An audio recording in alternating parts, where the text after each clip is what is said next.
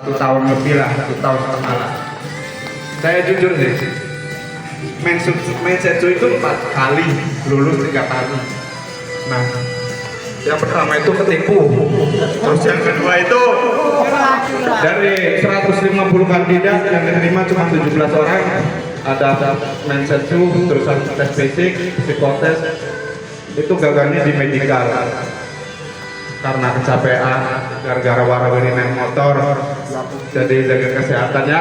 Dan inilah akhirnya cewek itu turun. Alhamdulillah. Terima kasih banyak ya para sensei yang tunggu Jemas. Untuk saya terima kasih. Wassalamualaikum warahmatullahi wabarakatuh. Minasang ohisashiburi desu. Minasang wa kyo o genki shiteimasu desho ka? Bagaimana kabar minasang hari ini? Ohisashiburi dana.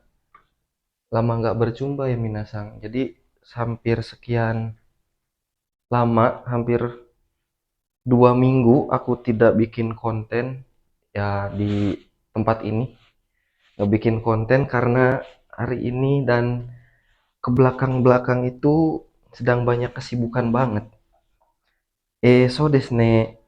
Jadi kebetulan alhamdulillah sebelum aku berangkat ke Jepang, maksudnya sebelum melanjutkan proses untuk tahapan-tahapan selanjutnya buat ke Jepang itu ada sedikit cerita minasang, ataupun ada sedikit apa namanya yang ingin aku ceritakan. Jadi alhamdulillahirobbil alamin, kemarin itu aku dapat loker. Bumen. Yang mana lokernya itu lumayan menarik menurut aku. Waktu itu tuh aku lagi ngobrol di grup, dan di grup itu ada yang ngasih loker pengajar ataupun guru bahasa Jepang. Dan karena aku punya pengalaman kan, karena aku punya pengalaman ngajar di Papua itu kan, nggak pakai lama dong aku itu di situ langsung bikin CV baru, aku langsung bikin kumpulin persyaratan-persyaratan yang udah aku punya, termasuk melampirkan pengalaman, maksudnya melampirkan sertifikat pas ngajar di Papua waktu itu. Dan alhamdulillah di hari kedua setelah interview itu aku langsung ke LPK, dan ini dia sudah jadi guru pengajar bahasa Jepang. Ngeri nggak?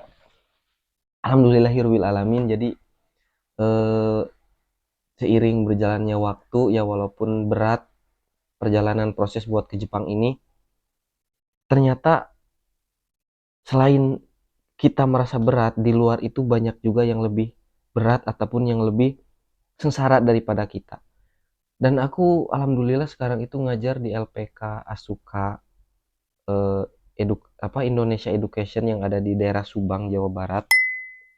Tempatnya ya nggak terlalu jauh dari tempat aku, kalau pakai motor sekitar 30 sampai 36 menit kalau di Google Map. Nah, waktu itu tuh waktu pertama kali ya terasa jauh banget sih, dikarenakan pertama kali. Tapi pas sekarang udah hampir sekitar 4 hari ngajar. Aku 4 hari ngajar di sana itu tuh ya alhamdulillah udah sedikit naremas lah kayak gitu ya, walaupun aku harus upgrade terus tentang Nihongoku. Dan ada satu lagi yang buat aku istilahnya terharu. Waktu itu tuh ada Sobat Sukai, ada 2 orang yang dapat dapat COE, turun COE-nya. Dia itu magang, dan dia itu cerita bahwasanya dia itu perjalanan ke Jepangnya itu nggak mudah. Nah, ini sangat-sangat istilahnya sangat-sangat menyentuh saya gitu.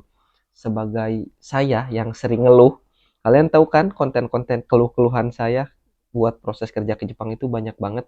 Di konten-konten sebelumnya saya gagal interview, saya ya mensetsu ya, saya gagal apa itu eh, mensetsu TSK waktu itu, dan kalian udah tahu lah saya sampai 2 kali gagal gitu kan. Terus kayak bikin paspor itu ribet, bikin paspor itu gagal berapa, maksudnya bukan gagal tapi gagal pengambilannya aja waktu itu.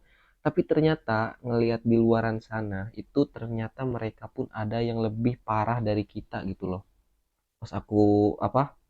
Pas aku pikir-pikir, oh iya ya ternyata mereka itu sama gitu. Nggak seenak yang kita bayangkan. Maksudnya gini, aku kan mikirnya itu sama teman-temanku yang memang udah sampai di Jepang, yang mereka itu kelihatannya itu gampang banget prosesnya.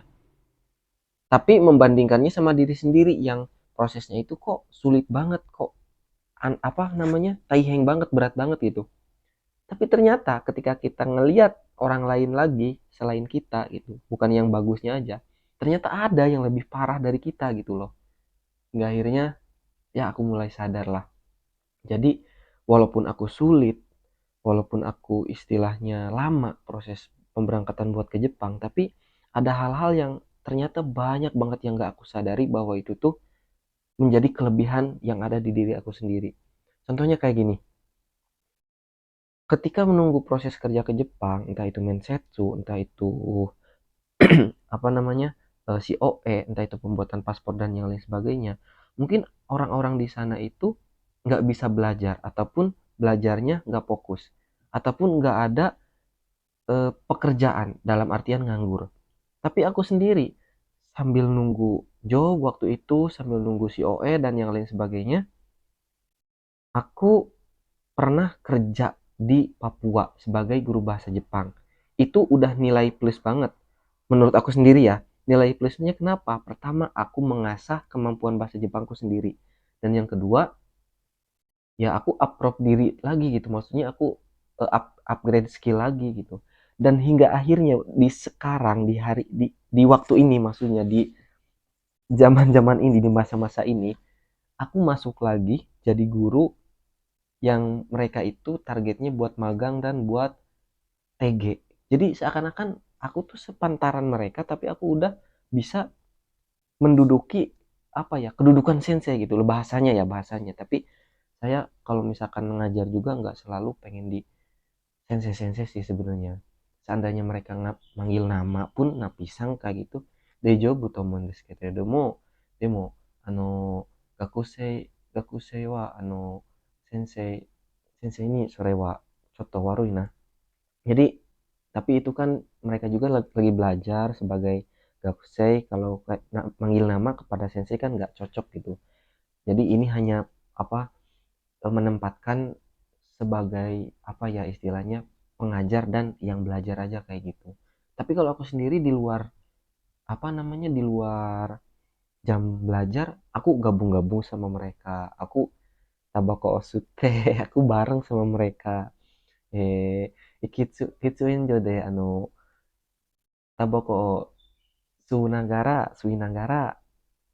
kai warensu steimas. Aku kebiasaannya kayak gitu sama anak-anak yang lain itu. Dan apa ya istilahnya, ya beginilah perjalanan proses buat kerja ke Jepang itu gak mudah. Proses dan alur kerja ke Jepang itu gak mudah. Jadi buat temen-temen yang sekarang masih berjuang buat kerja ke Jepang, entah itu magang, entah itu TG, jadi ayo kita bareng-bareng hadapi ini semuanya gitu. Kalau misalkan kita nggak kuat ya siapa lagi, soalnya yang udah ngambil keputusan ini ya kita gitu loh. Jadi saya juga sama, jadi saya juga ingin menguatkan diri saya sendiri sambil sharing-sharing dengan teman-teman yang lain. Siapa tahu dengan adanya konten seperti ini, sharing-sharing seperti ini, kita menjadi apa ya istilahnya, teman online yang bisa saling sharing kayak gitu teman-teman. 皆さん、動画はもう長い時間ですね。今から3連休 ?3 連休は何ですか？ 3 連休は、libur yang berturut-turut. Golden Week, Golden Week to imas. Jadi, ada, di Jepang itu ada renkyu, ataupun ada istilahnya libur yang berturut-turut. Jadi, libur apa, dan itu berturut-turut, dan itu dinamakan Golden Golden Week. Nah, ima no tokoro wa Indonesia de sanrenkyu. Jadi ada 3 hari libur yang berturut-turut ya, Sabtu, Minggu, dan Senin kayak gitu. Sebenarnya hari Senin aja sih yang liburnya, tapi kan kalau Sabtu dan Minggu itu memang libur biasa ya kayak gitu.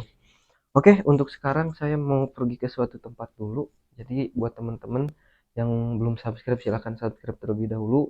Dan buat teman-teman yang mau belajar bahasa Jepang, khususnya mau upgrade Kaiwa, mau upgrade Bunpo, supaya bisa lebih banyak kosakata, saya rekomendasiin buku Gaku Shudo N3. Ada di linknya ada di bawah, nanti silahkan kalian check out lewat situ ya, lewat keranjang YouTube saya, dan nanti kalian bakal dapat voucher kalau misalkan sering belanja di saya ya, bakal dapat voucher Shopee itu kurang lebihnya 1 juta rupiah. Oke, teman-teman, mungkin hanya sekian yang bisa saya sampaikan pada kesempatan video kali ini.